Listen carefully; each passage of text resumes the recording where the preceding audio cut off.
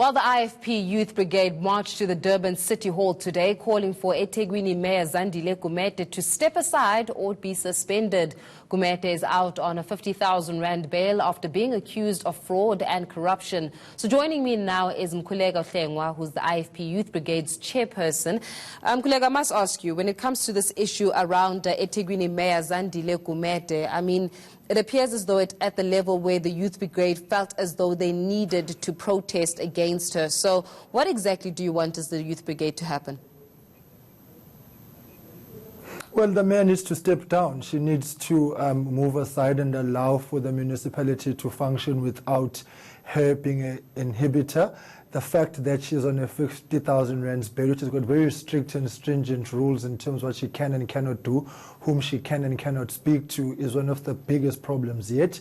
The fact that the municipal officials are the people she cannot interact with, one of the problems which are of concern to us, because it means that the municipality is effectively unable to work, because the mayor should not be at work in terms of the bail conditions. So for all intents and purposes, she's a lame duck mayor, and for her to resist and for her to dig in and for her to actually continue as business as usual, when in fact it's business unusual, is the biggest failure on her part yet to respond positively to the systems which justice has thrown her way.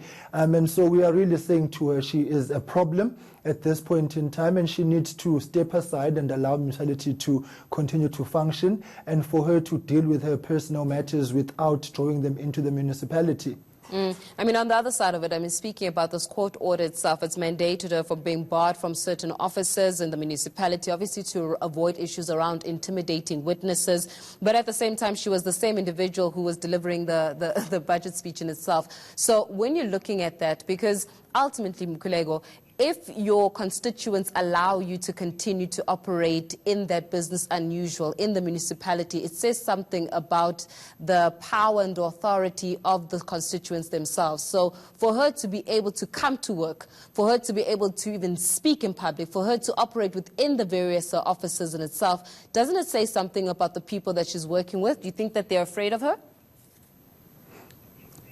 Well, of course they are afraid of her. She has been a patronage dispenser-in-chief in Durban, and she's being aided and abetted by her colleagues in the ANC caucus, because 62 of them are compromised.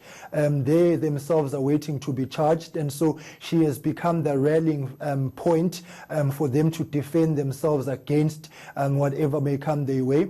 In fact, what should be happening is that the MEC in KwaZulu-Natal for Kokta should be instituting a Section 139 intervention into the eThekwini municipality, because effectively council is not in a position to run its affairs in a manner which inspires and induces confidence. The fact that the mayor has gone rogue by actually continuing to go to work when she knows she should not be at work is the clearest indication yet that she's prepared to go to all lengths and all extremes to undermine the legal processes of this country and the justice system in this country. You will recall that just before the elections, eThekwini came to an ultimate standstill because workers were protesting against some of the irregular HR processes in eThekwini municipality, which all of them point to the mayor having a meddling hand. Just this week, revelations have come out that the mayor, while she was a member of the municipal ESCO as a councillor, was behind the purchasing and hiring of expensive luxury vehicles, which have got no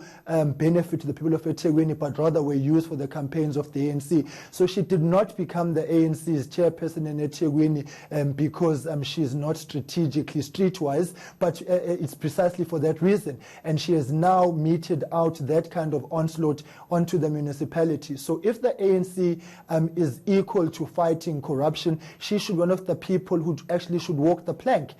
If David Mabuza can suspend his own swearing in Parliament to deal with his personal matters, then the mayor of eThekwini should do the same. So the fact that she's continuing to do do this is because the ANC, one, allows it, but two, because she does not give two hoots in hell about the rule of law in this country. But then what happens if the ANC continue to allow her to come to work and continue to allow her to operate as the eThekwini mayor and continue to allow her to be in office? I mean, obviously it's one thing around the violation of her court order and a violation of her bail conditions. That's one issue, separate issues and separate matters that will be handled in a court of law. But for the African National Congress, if they allow her to come to work, what does that say about the IFP? What would you guys be doing then? Look, we've already put a motion in council, and today one of the demands was that the Speaker should schedule that motion within 14 days, because that should be the litmus test of the ANC's seriousness insofar as this rogue mayor is concerned. Secondly, we'll be petitioning the MEC of Kokta to institute a Section 139 intervention into eThekwini municipality, because obviously things have gone wrong.